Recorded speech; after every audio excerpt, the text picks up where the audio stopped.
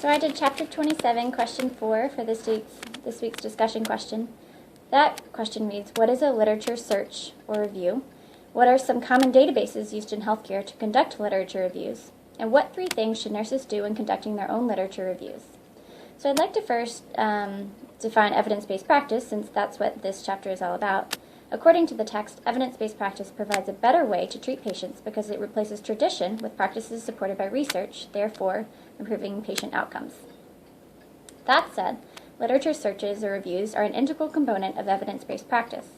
A literature review requires a thorough, systematic, exhaustive review of studies relevant to the searchable question, aka the topic of interest. Some of the benefits to literature searches are as follows. 1. Literature searches and reviews do not necessitate the help of a librarian, although a librarian might be helpful for developing search terms.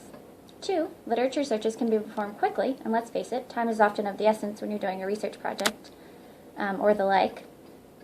3. Searches may be limited to specific journals, authors, and/or timeframes. And 4. Abstracts are often available free of charge. These abstracts allow one to quickly determine whether the article is relevant or useful to the task at hand. So I'd like to also highlight 2 cons to literature reviews, things I've noticed from my own experience. 1, you have to know how to search for what you want. The text puts it like this: the success of search results is directly related to the choice of the terms selected for the search. An improper or poor choice of terms for a search may falsely indicate that no or few articles exist for the topic. And 2, as far as cons go, full-text articles are often costly, running $60 a pop. So literature searches are conducted through databases. Databases are a more efficient means to find credible information than if one were to perform a general web search.